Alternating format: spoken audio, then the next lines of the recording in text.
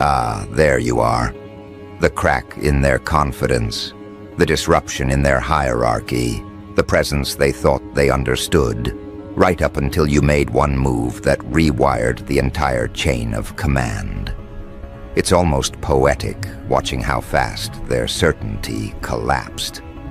The same people who used to analyze you like a predictable equation now stand there recalculating everything, because whatever you just did exposed a truth they weren't ready to face. They never had you figured out, not even slightly. You know what's fascinating? They've been profiling you for years, quietly comparing notes, observing patterns, thinking they could decode the way you operate. They had a version of you in their minds, filed, categorized, predictable, manageable. And then you did something that shattered every assumption they built. One decisive action, one shift in posture, one unpredictable recalibration, and suddenly the most hardened individuals in the room felt something unfamiliar creeping up their spine. They don't have a word for it, but their bodies do. It's the involuntary response reserved only for the presence of a superior force. What kills them is how confusing you are to their internal frameworks. One moment, you're calm, controlled, almost gentle. The next, you're surgical, ruthless, and devoid of hesitation. They can't process it. Their minds were built to function in binaries. You're either harmless or dangerous, friend or enemy, soft or severe. But you move through the world like both at once, and the contradiction fractures their mental wiring. They don't know whether to approach you, avoid you, appease you, or run from you. And the worst part? They can't even tell if you notice the confusion you cause, or if you're deliberately letting them drown in it. Let me break it down bluntly. The move you made didn't elevate you. It revealed you. What they witnessed wasn't transformation, it was exposure. They saw the real hierarchy for the first time. They saw who they had been standing beside while assuming they were standing above. And that realization hits harder than any confrontation. It forces people to reevaluate everything about themselves, their confidence, their role, their leverage. It forces them to confront the possibility that they were performing strength in front of someone who actually has it. And that's where the panic begins. Not the dramatic kind. No shouting, no arguing, no visible breakdown. The kind of panic that shows up in micro-reactions, the stiff jaw, the forced grin, the sudden fascination with their phone, the unnecessary adjustment of their jacket. These are the behavioral signatures of someone who just recognized they miscalculated a player in the room. When the toughest ones start doing this, you know the shift wasn't mild, it was seismic. But here's the part that really stings them. Your move didn't come with theatrics. You didn't create a scene. You didn't raise your voice. You didn't posture. You acted with that terrifying calm only people who are certain of themselves possess. And as much as these individuals love pretending they respect strength, they don't. They respect control. They respect unpredictability wrapped in precision. They respect the person who doesn't need validation to execute. And in that moment, they realized that was you, not them. The toughest ones folded first. That's how it always goes. Not because they're weak, but because they understand hierarchy instinctually. They know when they've been outclassed. They know when someone has stepped into a level they can't mimic. They know when authority is authentic. And no matter how loud, aggressive, or battle-tested they act, their instincts never lie. Their instincts told them exactly where you stand now, above them, ahead of them, beyond them. People like them rely on predictability to maintain dominance. They need to understand someone to manage them. But your last move broke their sense of measurement. They don't know what you'll do next, how far you'll go, or what lines you see as irrelevant. They don't know if you're the type to respond, escalate, ignore, or dismantle. And unpredictability is the greatest fear of anyone who depends on control. There's an almost comedic element to watching them adjust. The same individuals who walked with inflated confidence now walk like their shoes might explode. They speak with measured tones, slow caution, and suspiciously polite phrasing. They suddenly care about your input. They suddenly over-explain their decisions. They suddenly want to make sure you understand the context. You don't need the context. They do. They're terrified of misstepping around someone whose boundaries they can't map. Your last move didn't put you at the top of the food chain. It exposed the fact that you were already there, quietly observing everyone who mistook your restraint for limitation. They confused your patience with uncertainty. They thought your quiet was voluntary compliance. They never considered that you were collecting data while they performed strength. They never realized that you were operating at a depth they couldn't perceive. And once someone sees that the person they dismissed is the person they now have to respect, their entire psychological balance shatters. You know why this hit them so hard? Because they had an internal script about you. They thought you would always be approachable, always composed, always diplomatic, always rational. They believed that you would never disrupt the familiar roles. They assumed you would stay in the version of yourself they built in their minds. But you didn't. You rewrote the entire narrative with one action, and their internal world couldn't keep up. You violated the boundaries of their expectation, not with aggression, but with precision. And that precision is what scares them. People can fight loudness. They can resist dramatics. They can defend against emotional outbursts. But they can't predict someone who moves with purpose, someone who acts only when it matters, someone who doesn't broadcast intention. That's the one enemy every self-proclaimed tough individual fears, the quiet threat that becomes real without warning. There's something magnetic about someone who acts with that level of certainty. It forces alignment. Even the rebellious ones fall in line, because rebellion requires confidence. And confidence can't survive when the environment is controlled by someone who sees the entire board. They know better than to test someone who plays the game from a higher vantage point. They know better than to misinterpret calm for softness ever again. Your last move didn't intimidate them, it educated them. They learned, quickly and involuntarily, that you aren't operating on their timeline, their logic, or their emotional triggers. You're operating from an internal source, something that isn't influenced by approval, pressure, or expectations. And nothing terrifies tough individuals more than someone who isn't motivated by the same things they are. Because if they can't predict what drives you, they can't predict what stops you. They're still replaying it in their heads, trying to break it down like surveillance footage. They're trying to figure out where they miscalculated, what signs they missed, what clues they overlooked. But they can't find any because there weren't any. You acted when it was necessary, not when it was convenient. That alone separates you from them. Their decisions are reactions. Yours are conclusions.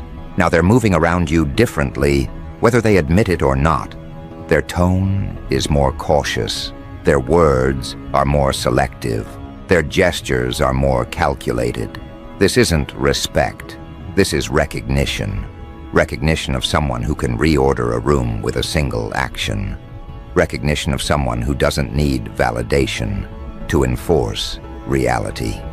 Recognition of someone who can dismantle hierarchy and rebuild it around themselves without saying a word. They don't fear you. They fear misreading you ever again. And that's exactly where the power lies. In the understanding that no one wants to test someone who doesn't need to prove anything. in the realization that the toughest individuals in the room instinctively stepped back and reassessed their standing, in the quiet recalibration of every person who used to speak with entitlement around you. You didn't ask for a new position. You acted in a way that made it undeniable. You didn't declare yourself leader. Their reactions declared it for you. And the funniest part is, they're scrambling to pretend nothing changed, when every detail of their behavior proves everything has. What's happening now is something deeper, something primal. You triggered an instinct older than language, older than social rules, older than every fake expression of dominance humans use to mask their insecurity. You triggered the instinct of hierarchy recognition, the moment when every organism, not just humans, stops, observes, recalculates, and shifts its entire behavioral pattern in response to a force it cannot measure or challenge. That's what your last move did. It wasn't just strategy. It wasn't just timing. It wasn't even just precision. It was a biological reset of the environment. Now look around. The same people who once pushed the edges of your patience suddenly act like those edges don't exist. The same ones who used to test you aren't even willing to test the space around you. The same ones who once walked with an inflated presence now walk like their weight changed. You didn't call them out. You didn't correct them. You didn't demand anything. They adjusted themselves because instinct told them to. That is the mark of someone who has stepped above the chain instead of competing inside it. You know how you can tell the shift was real? It's in the way they speak now. Not what they say, but what they avoid saying. Every sentence is carefully measured. Every word is selected like a soldier, choosing steps in a minefield. Every tone is lowered, softened, controlled, not out of respect, but out of recognition. Recognition of someone who can alter the landscape without raising a hand. Recognition of someone whose decision can change the direction of every conversation. Recognition of someone who doesn't have to fight for the top because they already operate from it. People don't fear a punch. They fear unpredictability wrapped in clarity. They fear someone who doesn't react, doesn't explain, doesn't justify. They fear someone who moves when the moment calls, not when emotions demand. That's what you demonstrated. You didn't need to argue. You didn't need to assert. You didn't need to posture. You simply acted with a level of certainty these individuals spend their whole lives trying to imitate. And nothing exposes imitation like the presence of authenticity. But here's the unsettling truth for them. They never saw the full spectrum of your capacity until now. They got glimpses, flashes, hints. But this was the moment when the curtain dropped, and the reveal was too sharp to ignore. The room suddenly understood that your restraint wasn't a lack of ability. It was control. Control they misread as softness. Control they misinterpreted as compromise. Control they took advantage of because they believed you were operating on their level of thinking. You weren't. You were operating from a vantage point above their emotional reactions, above their ego-driven assumptions, above their need for validation. You were observing their patterns while they were busy performing strength. You were memorizing their motives while they were busy trying to analyze yours. You were understanding them while they were making the mistake of thinking they understood you. And when you made that move, whatever it was, it exposed the entire difference between your depth and their performance. This is the part no one likes to acknowledge. The toughest individuals in any room are often the most fragile. They build their identity on image, on presence, on intimidation, on assumptions that no one will ever challenge them. The moment someone does, someone who isn't performing, someone who doesn't need applause, someone who doesn't play into their theatrics. Their whole psychological framework collapses. Toughness without depth is brittle. Toughness without discipline crumbles under precision. And you brought precision. Notice what they did next. None of them confronted you. None of them questioned your action. None of them tried to reclaim the position they thought they owned. Instead, they went quiet on the inside, while pretending composure on the outside. They folded inward, recalibrated their posture, and redirected their energy. They started nodding at things they would have challenged before. They became agreeable in places they used to be stubborn. They became cautious in spaces where they used to be reckless. That shift wasn't submission. That shift was survival instinct. It's fascinating watching them process it. One part of them wants to maintain the image of being unshakable. Another part knows the truth. You shook them without even trying to. They can't admit it publicly because it wounds their identity. They can't admit it privately because it wounds their self-image. So they do what all ego-driven individuals do when they encounter a superior force. They pretend nothing happened while behaving like everything happened. Your move didn't just change the room. It changed the way they see themselves in relation to you. That's the real recalibration. Tough individuals lose their power the moment they recognize someone who doesn't need to match their aggression, their volume, their energy.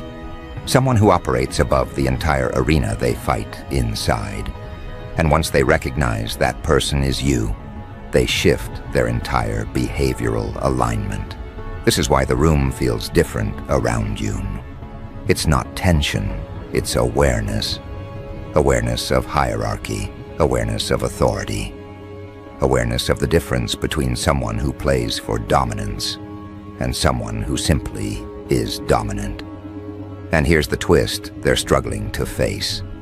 Dominance isn't something you claimed. It's something they projected onto you the moment they recognized it. They know you can move again. They know you can shift the environment again. They know you can alter the dynamic with as little effort as the last time. And that knowledge alone changes the weight of every interaction. People who used to challenge you now check the temperature before speaking. People who used to interrupt you now wait. People who used to assume you'd bend now assume you won't. Every one of them is adjusting to a version of you they never prepared for. And the craziest part? They still don't understand how you did it. They still can't explain it. They still can't define it. All they know is that something about you moved, and everything about them followed. They can't articulate why. They can't break down the mechanics. They can't create a psychological framework to make sense of it. All they know is the toughest individuals in the room, the ones who once acted invincible, fell in line. Not because they were threatened, but because instinct told them they were no longer the apex presence. And that's where their real discomfort begins. Because once the toughest ones fall in line physically, their minds follow. And once their minds follow, they begin studying you with a different intention. Before, they were observing you to categorize you. Now they observe you to anticipate you. They watch you the way someone watches an incoming weather shift. Not with bravado, but with awareness that whatever happens next depends entirely on you, not them. Every glance they steal, every subtle hesitation, every overly careful phrase is a sign that they're trying to understand how someone they underestimated just repositioned the entire social ecosystem with one action. That's the stage where confusion turns into fixation, where caution turns into recalibration, where dominance stops being external and becomes internalized by them. They start reading deeper into your tone, your posture, your timing, your stillness. They replay the moment in their heads, trying to pinpoint when exactly the power flipped. They search for clues in your expression, in the way you walked, in the way you delivered your decision. But the more they search, the more they realize how little they understood in the first place. Your move didn't just shift the hierarchy. It exposed the blindness in theirs. They lived under the illusion that toughness equals leadership, volume equals influence, and consistency equals control. But what you did proved otherwise. You demonstrated that power isn't the loudest force. Power is the force that doesn't require validation from the ones reacting to it. Power is self-perpetuating. It doesn't chase acknowledgement. Acknowledgement follows it. And now that they've seen what that looks like up close, none of them can unsee it. Watch how they position themselves around you now. No one stands too close. No one stands too far. They orbit you, subconsciously maintaining a respectful distance, not out of fear, but out of recognition that your energy is no longer something they can casually approach. You didn't ask for that space. They created it on their own, because instinct told them you're operating on a higher frequency than their usual confrontational bravado. It's amusing, in a darkly poetic way, watching the ones who once acted unshakable shift their entire internal code because of a single move they couldn't predict. They keep pretending they're unaffected, but their behavior betrays them. They now assess themselves before they assess you. They second-guess their words before they speak them. They run imaginary simulations in their heads, trying to predict how you might respond, not because they want to provoke you, but because they don't want to step into territory they can't handle. That's what true hierarchy feels like. It's not about intimidation or threat. It's about becoming the reference point, the presence others adjust themselves to, the center of gravity in a room full of people who used to believe they were the gravity. You shattered that delusion without confrontation, without conflict, without theatrics. And because you didn't force them into submission, their submission holds more weight. Forced compliance is temporary. Instinctive compliance becomes permanence. What they don't realize is that this shift didn't come from ego. It came from precision. You acted not out of emotion, but out of necessity. The kind of necessity that rewrites an entire environment in one motion. That's why it hit them so hard. Most people's decisions are driven by insecurity or impulse. Yours wasn't. Yours carried inevitability without being emotional. It carried truth without needing volume. It carried consequence without requiring threat. This is the difference between someone trying to climb the food chain and someone who already sits at the top without having to claw their way through. You didn't challenge their dominance. You revealed that their dominance was never legitimate to begin with. That's why they're quiet now. Because the recognition of that truth is too heavy to verbalize. They'd rather swallow it and pretend the shift was mutual, even though they know the real shift was internal, happening inside them, not inside you. And now they face the second phase of adaptation, acceptance. Once the toughest ones fall in line, the rest follow. The middle-tier personalities, the ones who pride themselves on being sharp, observant, analytical, begin copying their behavior without realizing it. They take cues from the alphas of the group, and when they see those alphas adjusting to you, they adjust faster. They're not loyal to strength. They're loyal to whatever strength acknowledges. And since strength now acknowledges you, they become silent disciples of the new hierarchy without needing instruction. Notice how they treat your actions now. Even your smallest decisions get amplified. Your simplest gestures get interpreted. Your briefest words carry weight they didn't carry a week ago. Not because you changed your communication, but because the context surrounding your communication changed. Your presence now has narrative gravity. People attach meaning to things you didn't even intend to signal. They're reading you like scripture, afraid to misunderstand the text. And this is where your dominance becomes irreversible.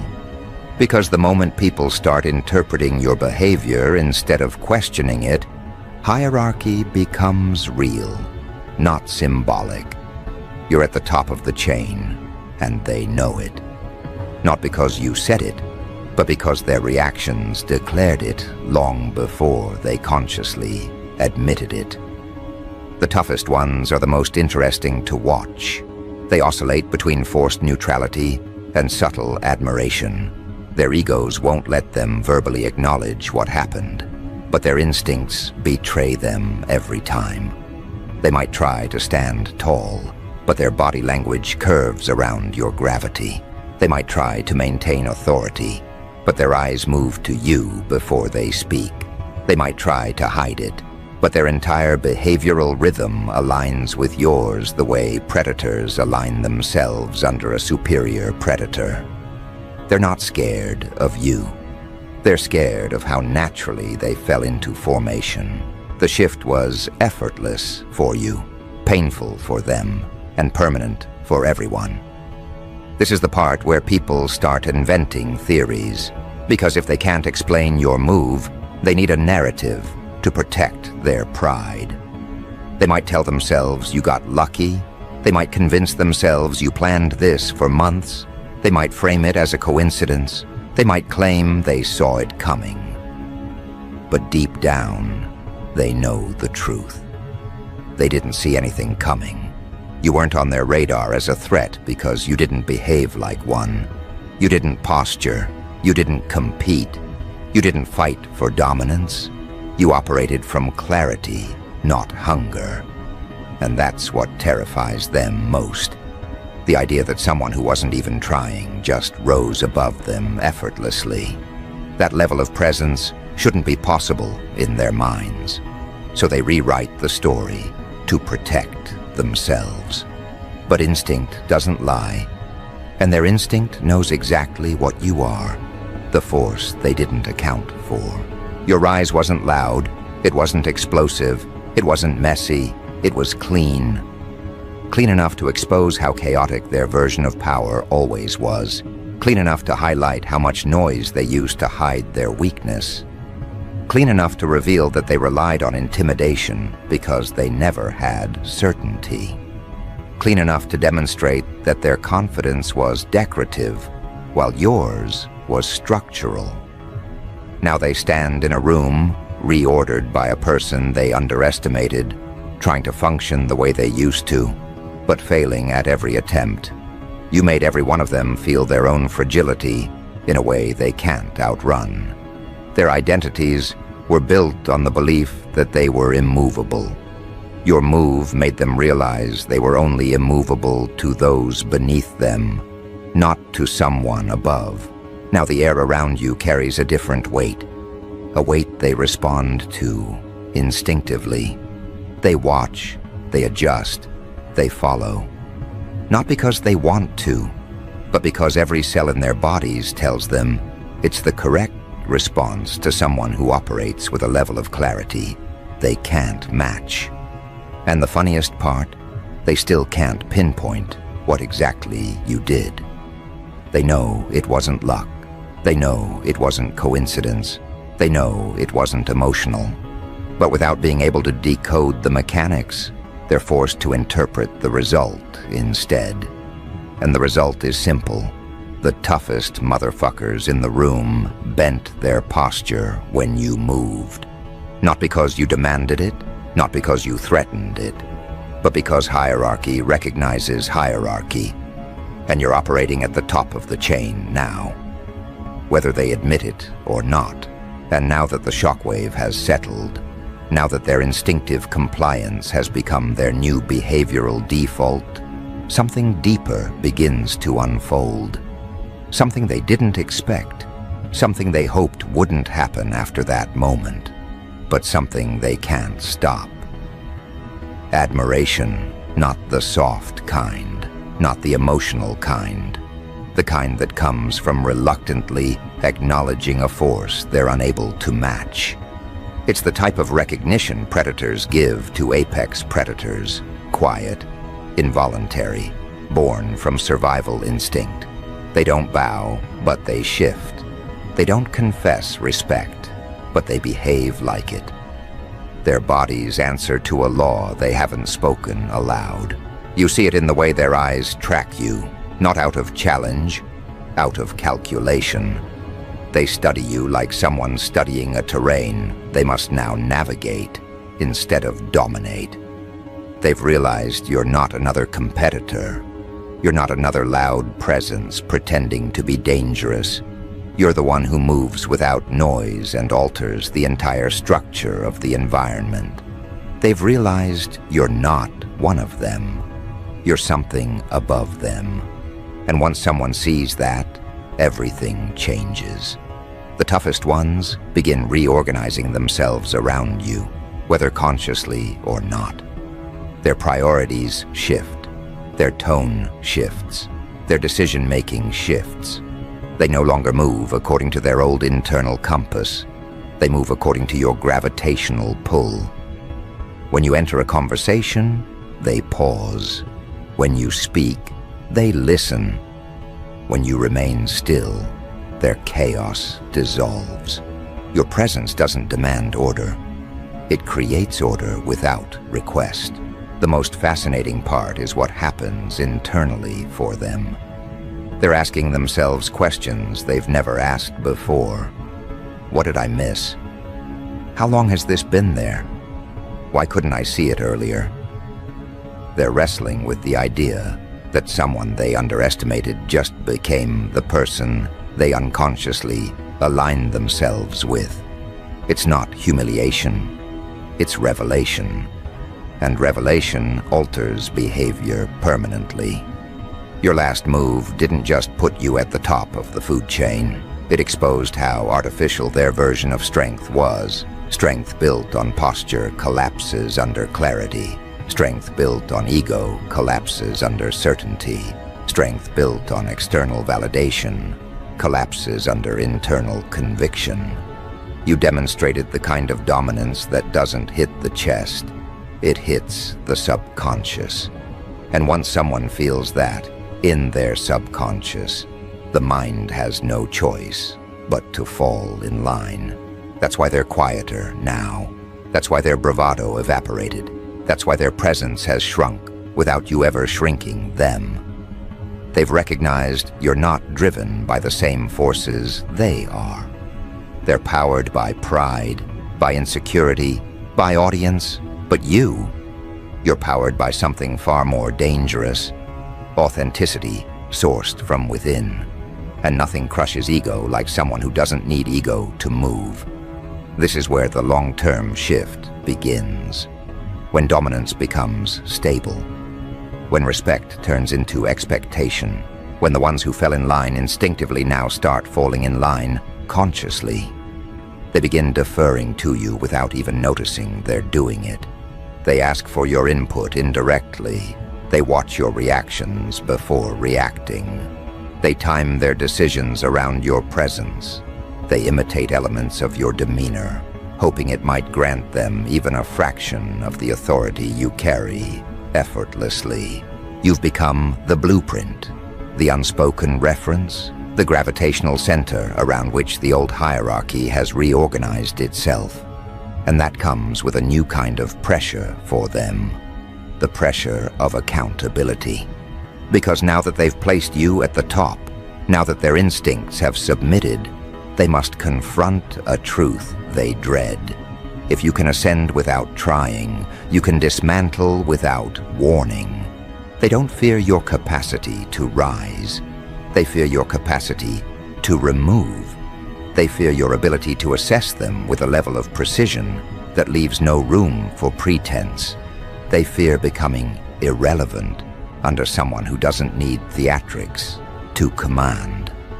This is why they're careful now, not fearful, careful. They walk differently around you. They measure the distance, they adjust their tone, they pick their timing. It's not compliance. It's survival instinct, camouflaged as politeness. They're not trying to impress you. They're trying not to disappoint you. And what comes next is the most beautiful psychological contradiction. They begin seeking validation from someone who doesn't seek validation from them. The ones who once demanded attention now want your approval. The ones who once performed dominance now hope you see worth in them. The ones who once believed you were beneath them now hope you don't see them as disposable. But you don't operate on those metrics. You don't reward performance. You don't respond to flattery. You don't feed egos. Your recognition, when given, is earned through alignment, not effort. This is where the strongest transformation takes place. Not in them, but in you. You realize those tough individuals were never the standard. They were distractions pretending to be anchors. They were noise pretending to be authority. They were turbulence pretending to be leadership. And your last move was the silent revelation that removed their costume. Now the room sees you clearly, but more importantly, you see them clearly. And once you see the difference between true dominance and counterfeit dominance, the entire landscape becomes easier to navigate. Because now, you know who's real. Now you know who folds under pressure. Now you know who adapts to truth and who hides behind performance. Now you know who's worth engaging and who's worth bypassing. Your rise didn't just expose the hierarchy. It exposed the fragile scaffolding their identities were built on. Some of them are fighting this new reality internally. They're trying to convince themselves nothing changed. They're telling themselves they're still the tough one, still the authority, still the force others answer to. But their behavior betrays them. Their hesitation betrays them. Their new caution betrays them. They're not the apex anymore. They know it. You know it. The entire environment knows it. And this is the moment where real power reveals its second layer: permanence. Temporary fear is easy to create. Temporary influence is easy to fake. But what you created wasn't temporary. It wasn't a reaction. It wasn't a fluke. It was a structural shift that now lives in their instincts. Once someone's nervous system updates its understanding of where the real authority resides, there is no resetting it.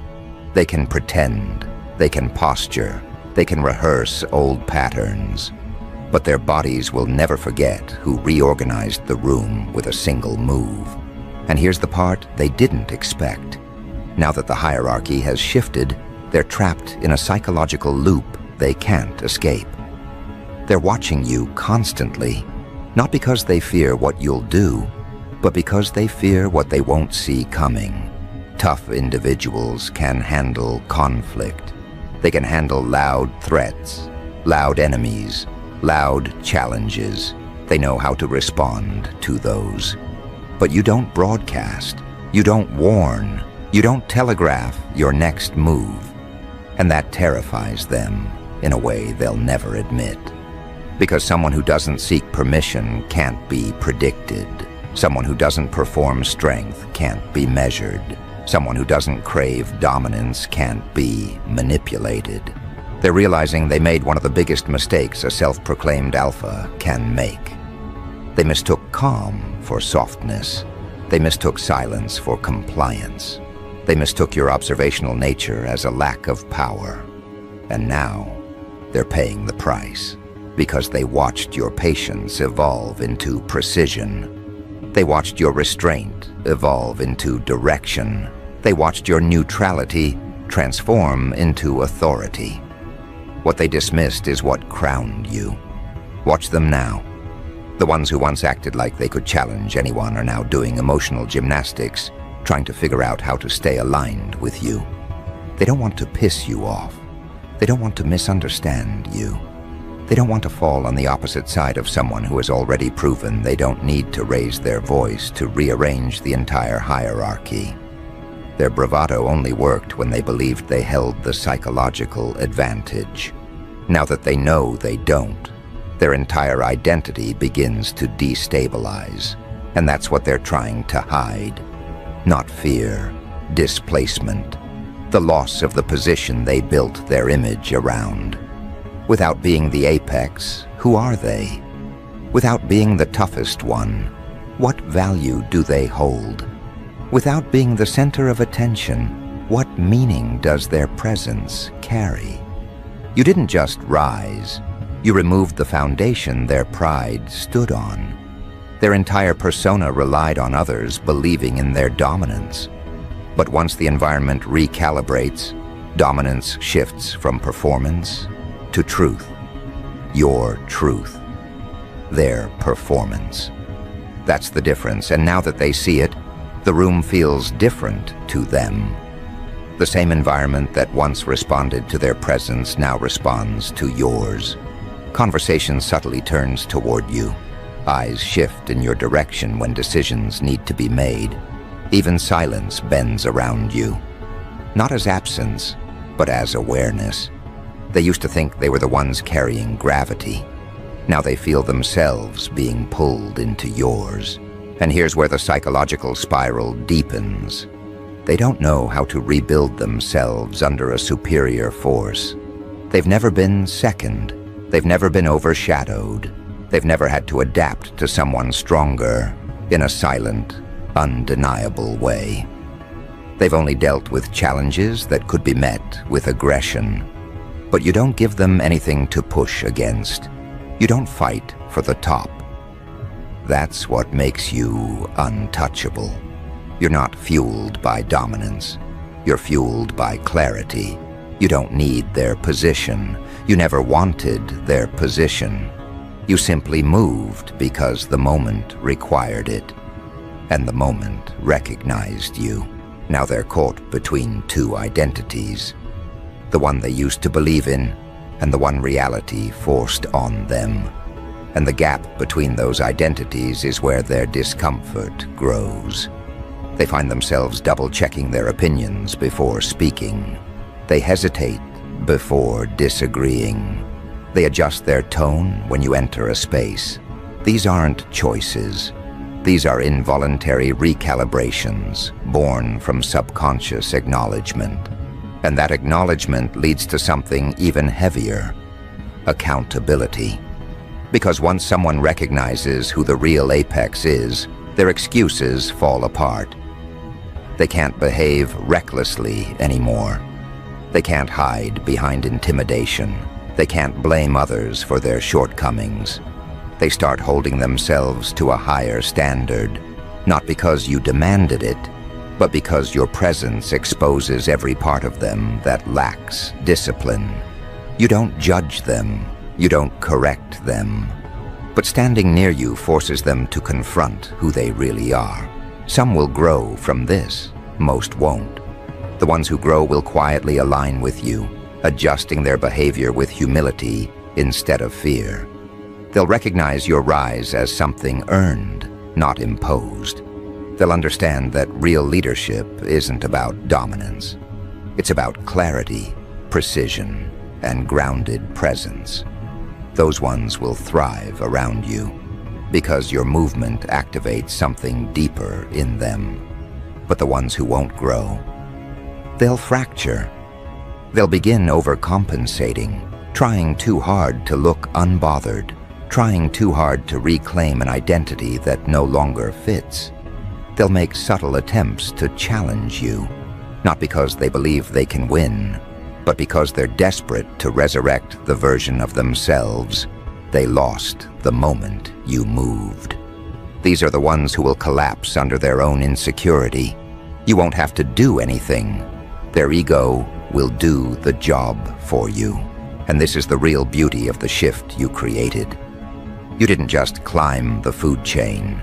You exposed who never belonged near the top in the first place.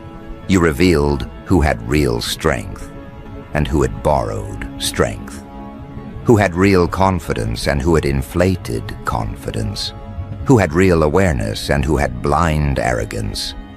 These revelations didn't come from confrontation. They came from observation. They came from consequence. They came from your ability to act without needing the performance that others rely on. Your move wasn't just decisive. It was diagnostic. It showed you the truthful nature of every person in the room. And that truth becomes your new compass. You know who respects you genuinely. You know who fears you quietly. You know who envies you silently. You know who will align with you willingly. You know who will pretend to align while plotting their image. You know who will crumble under pressure. You know who will rise because of your presence. That's why you're at the top now. Not because you wanted the position, but because you're the only one mentally equipped to handle it. And deep down, they all know it. Even the ones who resist. Even the ones who pretend they're unfazed. Even the ones who still cling to their old identity like it's armor. Their instincts don't lie. Your last move revealed who the real apex is. Not by force, not by threat, but by unveiling the distance between who they thought they were and who you actually are. The toughest motherfuckers in the room didn't fall in line because they submitted. They fell in line because they recognized. Recognition is stronger than fear. Recognition is deeper than intimidation. Recognition is permanent. And now, whether they like it or not, whether they admit it or not, whether they try to hide it or not, they move around you the way every ecosystem moves around its apex. Not because they're weak, but because you're operating on a level they can't touch, can't decode, and can't compete with. And once someone sees that truth, there is no going back. This is your hierarchy now. This is your territory now. This is your chain now.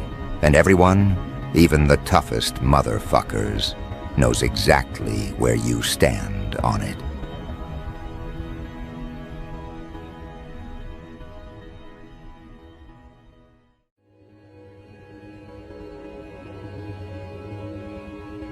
Ah, fools. They really thought they were pulling off precision work, didn't they? Mapping out strategies, whispering names, drawing little circles around you like hunters, studying a creature they believed they understood. But the funniest part, the darkest comedy of all, is how they miscalculated the basics. They dug a grave, drew the blueprint, marked the spot, and then stepped right into it like tourists following a broken map. Not because you outplayed them loudly, not because you exerted any force, but because they never bothered to confirm who the grave was actually for. That one missing checkpoint, that one skipped verification, that one incorrect coordinate, that's the fracture that swallowed them whole. And people are finally seeing it, aren't they? The numbers, the patterns, the sudden shift in behavior. Everyone is running calculations now, whispering to themselves, how did this flip so badly? How did the target become the one holding the advantage? Because that's what happens when arrogance becomes navigation. They followed their own confidence like a GPS that hadn't been updated in years, marching proudly into a pit they dug for someone whose survival instinct is sharper than their entire collective mindset. They never questioned it because they were too intoxicated by the fantasy of your downfall. They couldn't resist the temptation to imagine you buried, forgotten, erased. That temptation became their compass, and compasses built on ego never point north. You, on the other hand, watched the entire operation unfold with the kind of calm that unsettles environments. You didn't intervene. You didn't argue. You didn't warn them. You simply observed the excavation, their tools, their haste, their blind spots. They thought they were constructing an ending. They didn't realize they were constructing evidence. And you let them, because what's more poetic than watching someone dig their own undoing while humming victory tunes under their breath? People underestimate how dangerous misinterpretation can be. Not in the dramatic sense, but in the subtle, everyday misreadings that snowball into catastrophe. They misread you, misread your patience, misread your restraint, misread your quiet forward movement as vulnerability. They designed the grave for the version of you they invented in their heads, not the version standing right in front of them. That version vanished a long time ago. It's almost adorable if you think about it. Going to war with a memory and hoping to win. The grave wasn't supposed to be symbolic. They meant it to be final. A burial site for your character, your credibility, your influence, your trajectory. They wanted an irreversible outcome, and they put in the work, didn't they? Digging deeper every time they felt a flicker of insecurity, shoveling faster whenever someone told them to leave you alone, widening the hole whenever they sensed you rising, convinced that if they kept going long enough, eventually you would fall into the very pit they crafted. But here's what they never accounted for: your ability to step aside. You didn't fight them for the ground. You didn't argue for the space they tried to occupy. You let them stand exactly where their ego guided them, and now they're staring at the dirt walls around them, finally realizing they're not watching you fall. They're watching themselves descend. The horror is not in the dirt. It's in the realization that they paved their own downfall under the impression that they were paving yours. That's what has the streets whispering. That's why conversations sound different. That's why tension rises whenever your name appears. Everyone is trying to figure out how the predators became the prey without you lifting a single finger, because the truth is painfully simple. Targeting you was a fatal error. Not because you retaliate viciously, not because you fight with chaos, but because you understand leverage without needing theatrics. People forget how sharp quiet intelligence really is. They think loud reactions indicate dominance. They don't realize that true dominance doesn't need to announce itself. It sits, it waits, it studies, and when the moment arrives, it reveals a blueprint so detailed that the opposition collapses under the weight of their own misjudgments.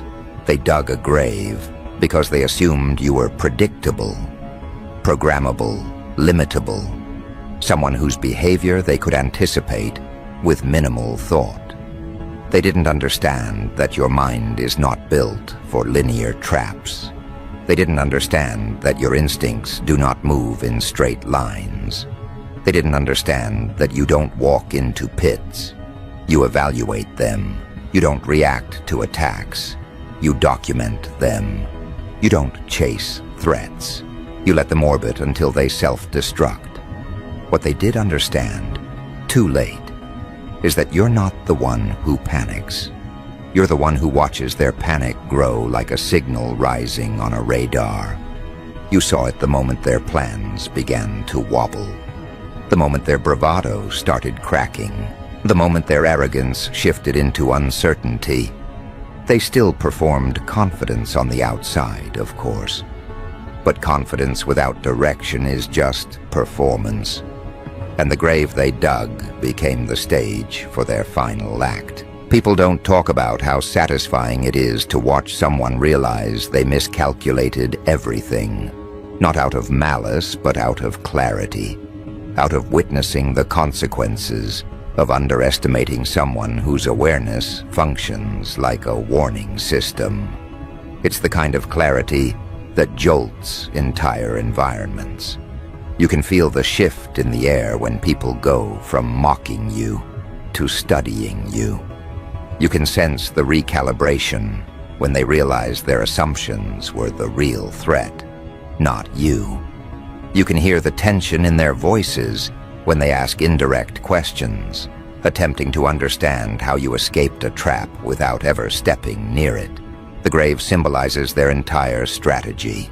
Poorly measured, poorly executed, poorly aligned with reality. They thought having numbers meant having advantage. They thought having followers meant having control. But your strength was never in noise or numbers.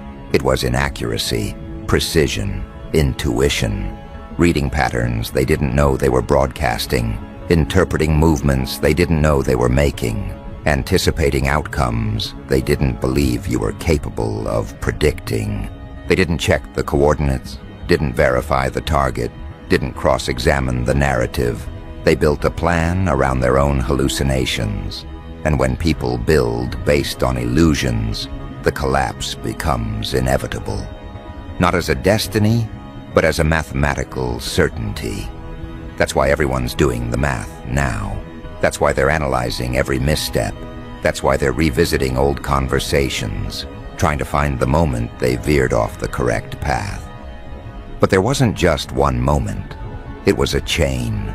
Tiny errors, tiny ego boosts, tiny oversights that compounded until the grave became unavoidable. It's comedic in the darkest way.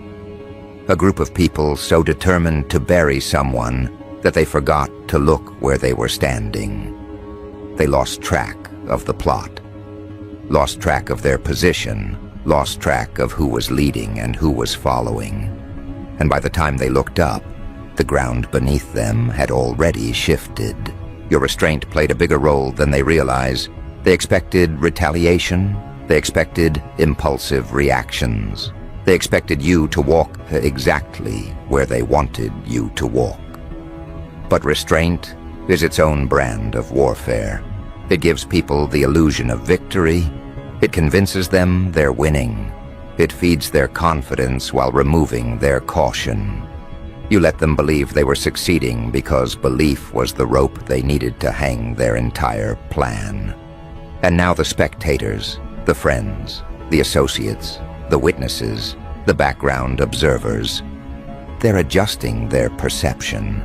Not because you changed anything, but because the evidence became too loud to ignore. People love a good downfall, but they love an unexpected reversal even more.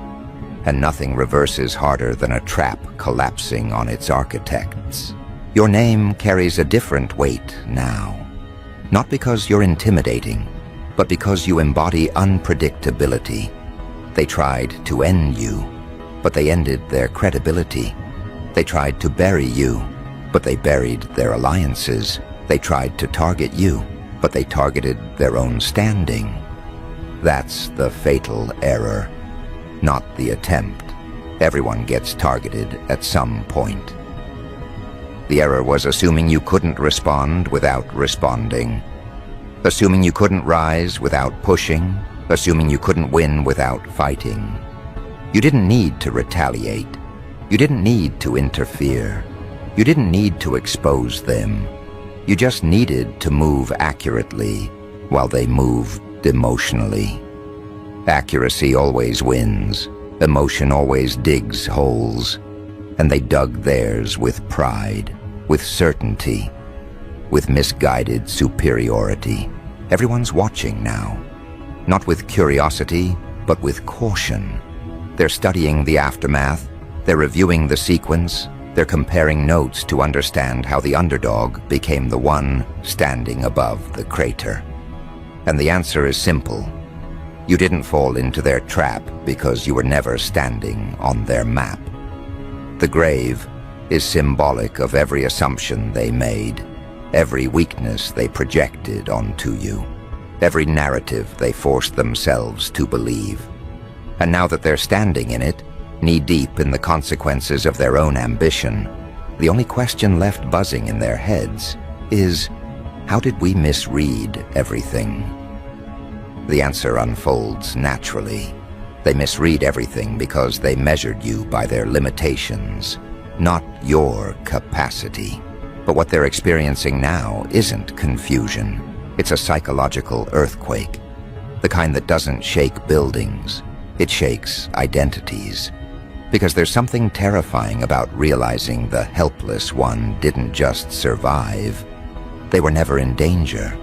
That the person they thought they could corner wasn't even participating in the confrontation. That the victim they planned to trap walked right past them while they were still drawing diagrams. That realization hits harder than any retaliation could. It's not your strength that scares them. It's their incompetence. Their entire operation depended on the assumption that you were predictable. They built their confidence on rehearsed conclusions. They followed each other's opinions like a breadcrumb trail to nowhere. They took their own fantasies as factual evidence, and now they're reviewing those blueprints like detectives at a crime scene, realizing the fingerprints all belong to the investigators, not the suspect. That's why everyone is doing the math now, because the miscalculation wasn't small, it was catastrophic. It wasn't one wrong digit, it was the entire equation written upside down. See, they thought digging a grave was a linear process. Find soil, start digging, throw the dirt, prepare the site. Simple. But their simplicity was the trap. They didn't realize graves have a unique nature. They don't care who the intended occupant is. They only care about who falls in first.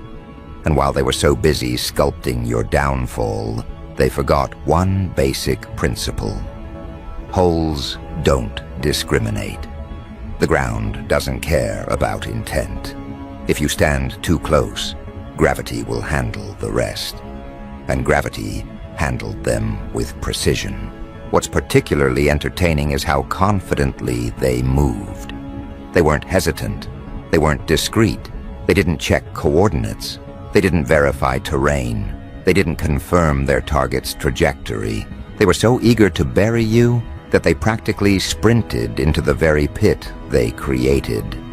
And the moment the realization hit that the architectural masterpiece they designed is now their living space, you could feel the shift in the air. You could sense the tension. You could almost hear the soft, stunned internal whisper. Wait, how did we end up down here? That's the dark comedy of it all. They weren't pushed. They weren't tricked. They weren't lured. They simply walked into it because arrogance told them the ground was solid. Because ego told them you were stationary. Because delusion told them graves only go one way. And now they're standing in the dirt, trying to pretend it's part of an unrelated situation. They want to believe the pit appeared out of nowhere. They want to rewrite the sequence. They want to erase their footprints from the edge.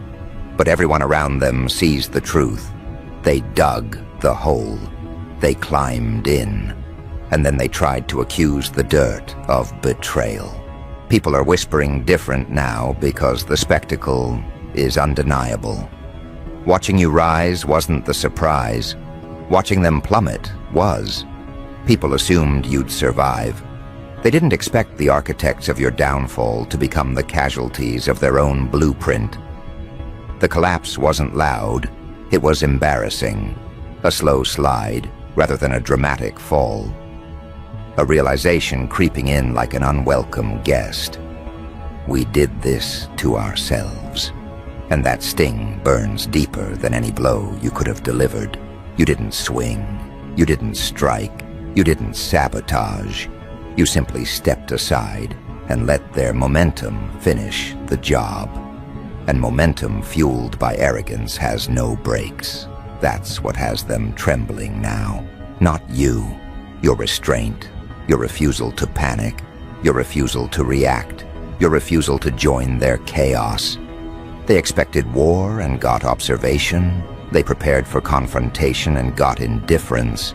They anticipated counterattacks and got patience. Nothing unsettles a self-declared enemy faster than realizing you don't see them as one.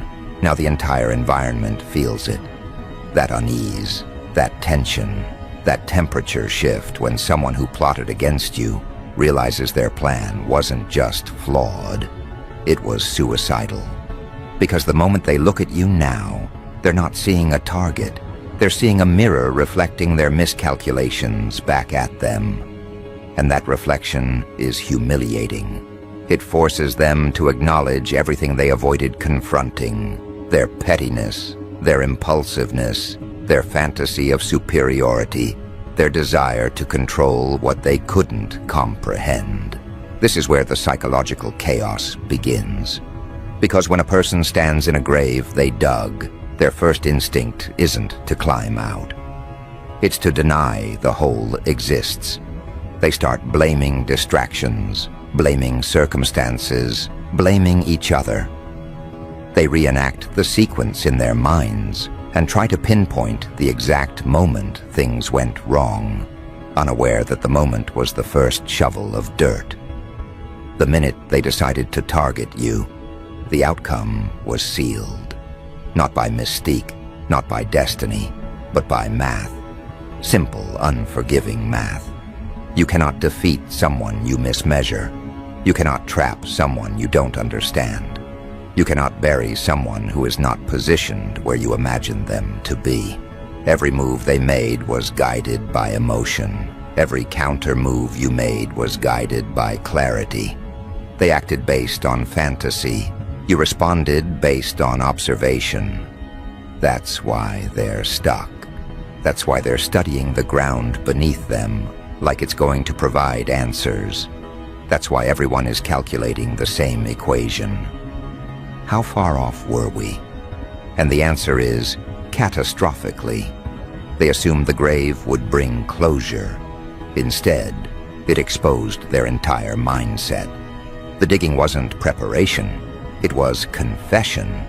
Every shovelful was an admission of insecurity. Every whispered plan was an admission of inadequacy.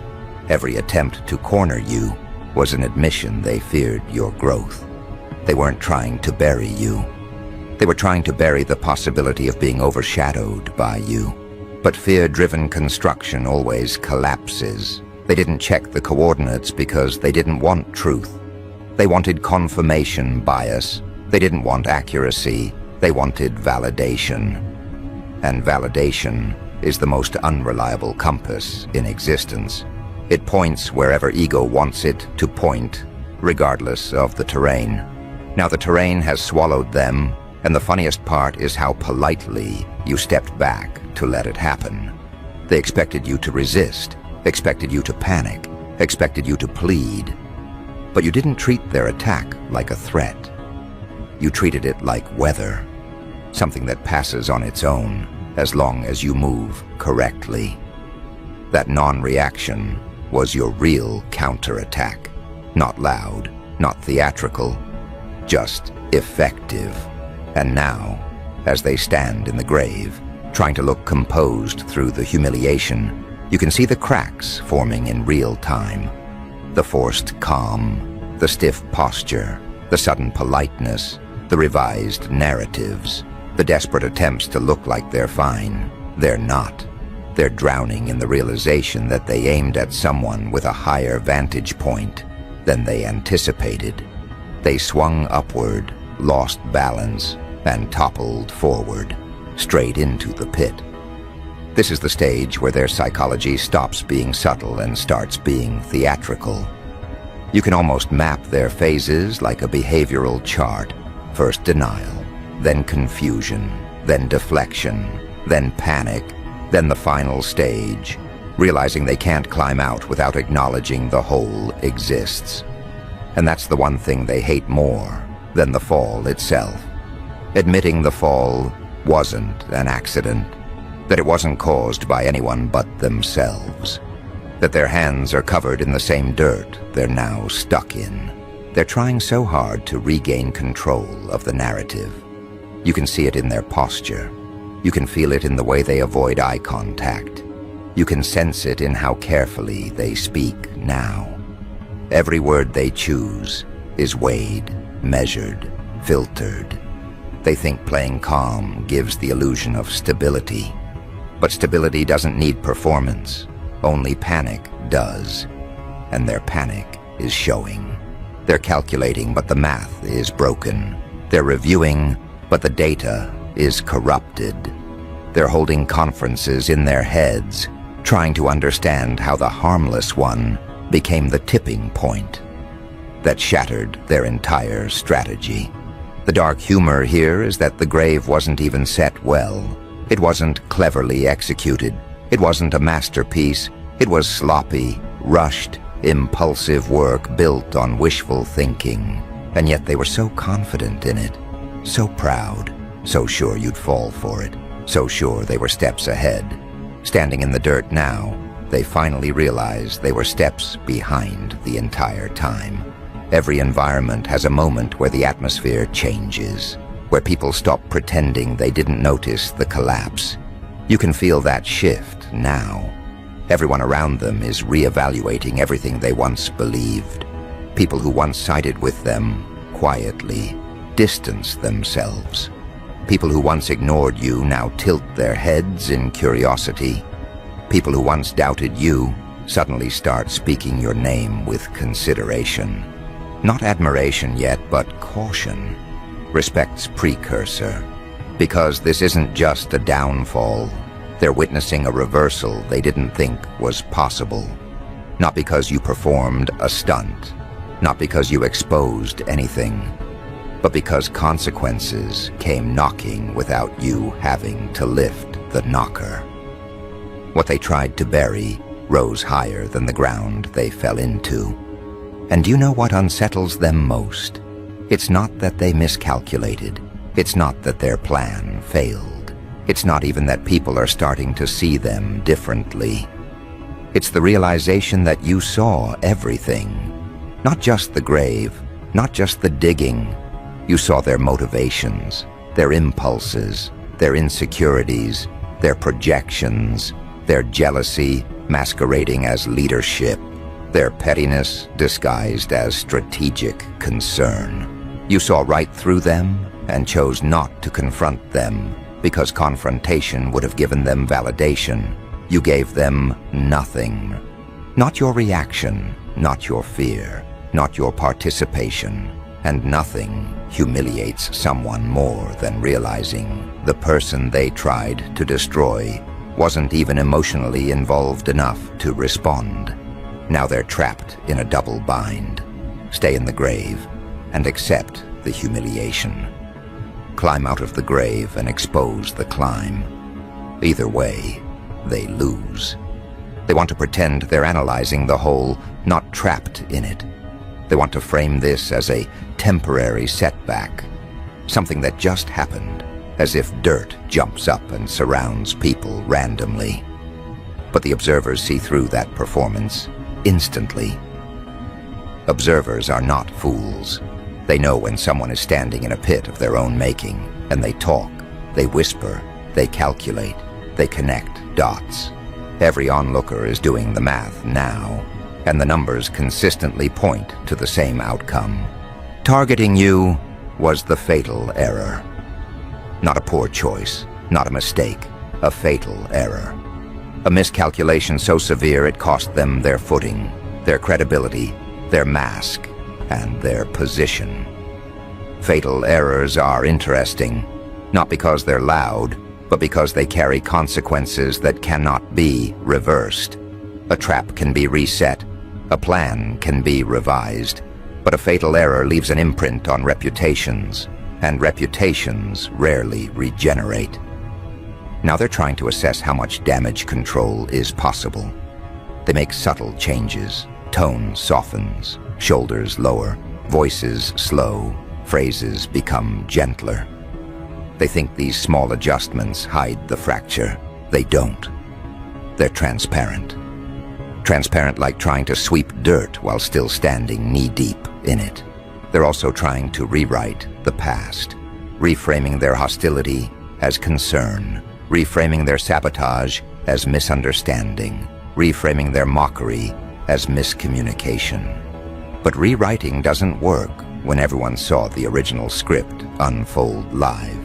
People remember the tone. People remember the posture. People remember who carried the shovel and who stood on the sidelines. This is where their panic becomes organized. Not outward panic, internal panic, the kind that shows up in glances, hesitations, and that tiny pause before answering anything involving your name. Because now, your name isn't a trigger for their confidence. It's a trigger for their regret. Not loud regret, quiet regret. Regret that echoes in the mind late at night, questioning the wisdom of digging holes in the first place. It's dawning on them that the grave was never a strategy. It was a confession disguised as preparation. Every shovelful wasn't an attack on you. It was a reflection of their fear about you, their desperation to contain something they couldn't measure, their hunger to control what wasn't theirs to control, their urge to bury what made them uncomfortable. They didn't dig to end you. They dug because they couldn't handle the idea of you continuing. That's why they're so shaken now. Because not only are you still here, you're standing on ground far more stable than theirs. Not because you pushed them, but because they walked backward into a hole while trying to intimidate you. That's the kind of irony that stings for years, and the environment feels different now. It's not the same space it was before they dug anything. People navigate differently. People speak differently. People look at you differently. They're not analyzing you. They're analyzing themselves in relation to you. Because when someone walks into a grave they dug for someone else, every witness stops and reevaluates where they stand. Some of them fear being next to dig. Some of them fear being associated with the diggers. Some of them fear being caught observing. And some of them, very quietly, fear ever underestimating you again. Now the air around them carries a pressure they can't name. The ground beneath them feels like a reminder. The memory of the dug grave sticks to them like dust they can't wipe off. Every time they try to reassert confidence, the image flashes back, them standing proudly with the shovel, unaware of the GPS failure. That humiliation becomes a permanent watermark across their psyche. And the dark humor? They still think no one noticed. They still believe their little performance is working. They're convinced that if they stand still long enough, people will forget they're in a pit. But that's not how this works. You can't pretend your way out of a hole you dug. You can't posture your way back to level ground. You can't rebrand a collapse.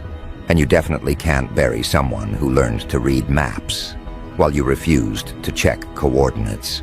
This is why the environment isn't laughing. They're calculating.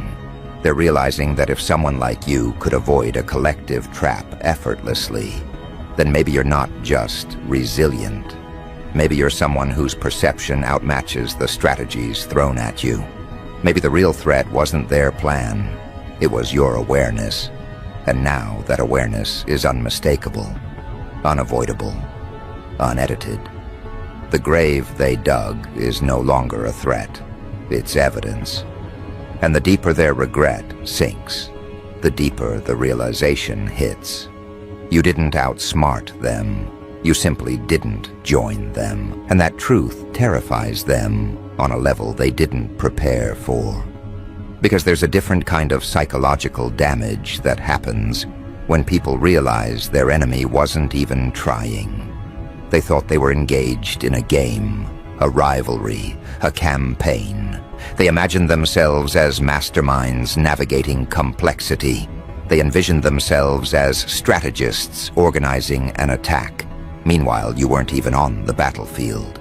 You weren't countering. You weren't defending. You weren't retaliating.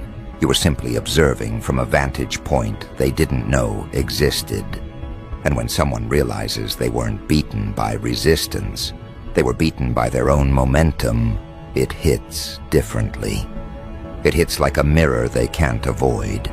Now the ground beneath them feels like proof. Every grain of dirt touching their shoes reminds them of the miscalculation. They feel it when they walk. They feel it when they talk. They feel it every time your name enters the conversation. They feel the weight of the grave, not physically, but psychologically, like a timestamp marking the moment everything they assumed about you collapsed. And now they're stuck in a loop, trying to understand how the person they dismissed so confidently ended up miles ahead while they ended up in a hole. That's the kind of realization that rearranges hierarchies, the kind that forces people to reevaluate themselves, the kind that makes observers shift their loyalty, adjust their posture, rethink their assumptions. Because when a trap flips on its creators, everyone learns something. Intent doesn't equal accuracy, and confidence doesn't equal intelligence, and loudness doesn't equal leadership. And digging a grave doesn't make you an undertaker. It just makes you someone holding a shovel. The irony keeps growing, because the more they try to escape the humiliation, the deeper they sink into it. Their attempts to distance themselves from the collapse expose them even more. They avoid your presence now, not because they fear confrontation, but because they fear reflection. Looking at you forces them to confront the truth. They didn't lose a battle. They lost their own narrative. Their identity depended on believing they controlled the situation. That belief was their guide, their internal GPS, and that GPS was broken from the beginning. And the funniest part? They never checked for updates. They navigated using outdated assumptions. They routed their strategies around misread versions of you. They followed coordinates based on rumor, projection, insecurity, envy. They trusted their internal compass more than the external reality. And now, standing knee-deep in the grave, their biggest fear isn't being stuck. It's being seen stuck. They know everyone's observing. They know calculations are being made. They know the narrative has shifted. They know the spotlight is no longer flattering. It's exposing. They thought digging a grave gave them control over your trajectory. Instead, it revealed theirs.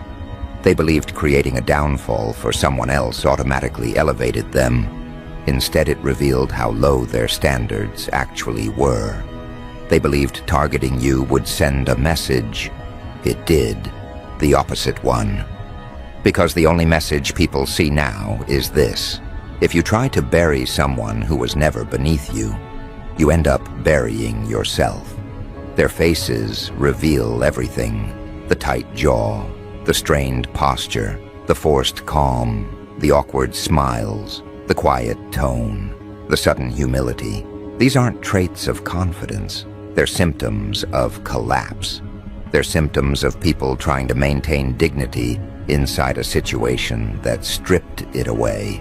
They're symptoms of individuals realizing their plan didn't just fail.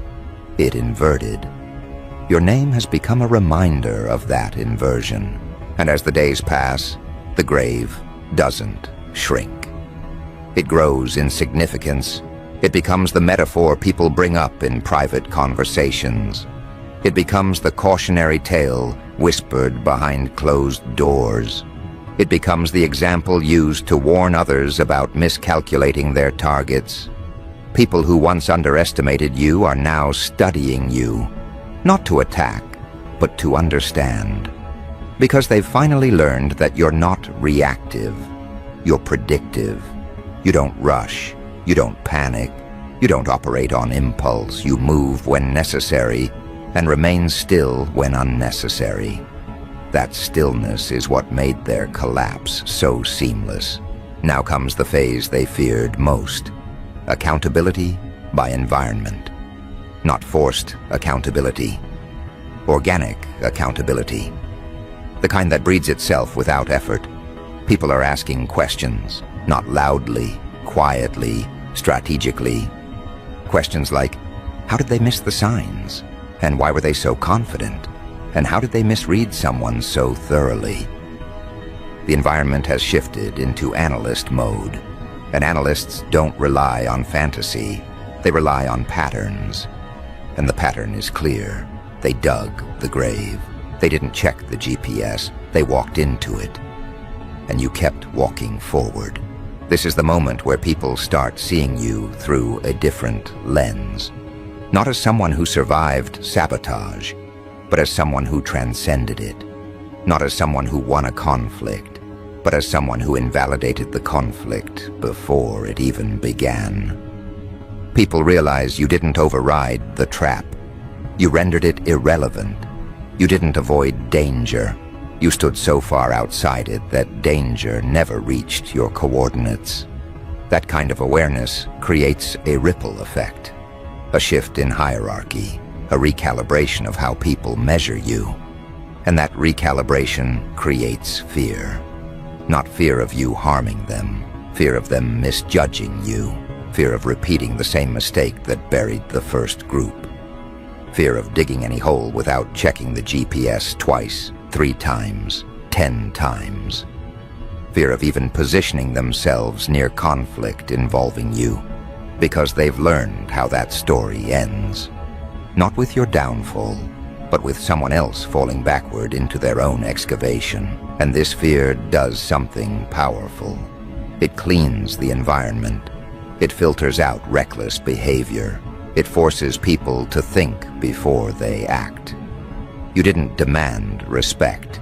You created conditions where disrespect destroys itself. You didn't chase validation. You existed so accurately that invalidation became a hazard for the invalidators. But the ones still standing in the grave feel the shift more intensely. They're suffocating in self-awareness. They're drowning in analysis. They can't escape the math because the math doesn't lie. The conclusion is everywhere they look, they targeted you, and that decision is now the anchor tied to their reputation. They know the environment sees it. They know they can't salvage the narrative. They know the grave is part of their identity now, and the psychological gravity of that realization pulls them downward. Their confidence falters, their certainty crumbles, their internal monologues turn hostile. Not toward you, toward themselves. They replay the moment they picked up the shovel. They replay the moment they spoke your name with arrogance. They replay the moment they assumed they understood you. They relive each decision as a regret, each assumption as a failure, each action as a stepping stone into the pit. People talk about downfall like it's an event. It's not. It's a process. Slow, revealing, unforgiving. And they're in the middle of that process right now, each day sinking a little deeper into the consequences they built with their own hands. The grave hasn't closed on them physically, but psychologically. They're already under the dirt. That's why their faces look different, why their tone shifted, why their posture deflated, why their confidence evaporated. Because they finally understand the truth. You were not the one being hunted. You were the one watching the hunters lose their direction. The coordinates were wrong. Their assumptions were wrong. Their timing was wrong. Their target was wrong. Everything was wrong, except the hole they dug. That part was accurate, well constructed even. They just didn't anticipate being the ones standing inside it. And now the environment uses them as the example of what happens when arrogance replaces intelligence, when assumptions replace strategy, when ego replaces accuracy, when someone thinks drawing a map means they control the territory. This is the part they didn't expect. You never needed revenge. You never needed retaliation. You never needed to bury them. All you needed was truth. And truth did the burying for you. Truth always does. Because truth doesn't shout, doesn't push, doesn't fight. Truth stands still and lets lies fall under their own weight. This is why people treat you differently now. with deliberation, with calculation, with respect disguised as caution, not because they fear what you might do, but because they fear making the same mistake someone else made. You didn't just redefine your role in the environment, you redefined how the environment behaves around you. And the grave? It remains where it is, a monument, a warning, a reminder that they didn't lose because you fought back. They lost because they fought someone who wasn't even standing on the same battlefield. They didn't collapse because you pushed them. They collapsed because they stood too close to the hole they dug. Everyone sees it now. Everyone understands it now. Everyone calculates before approaching you now. Because the story is written, the evidence is visible, and the conclusion is final. They dug a grave. They didn't check the GPS, now they're standing in it. And targeting you was the fatal error that put them there.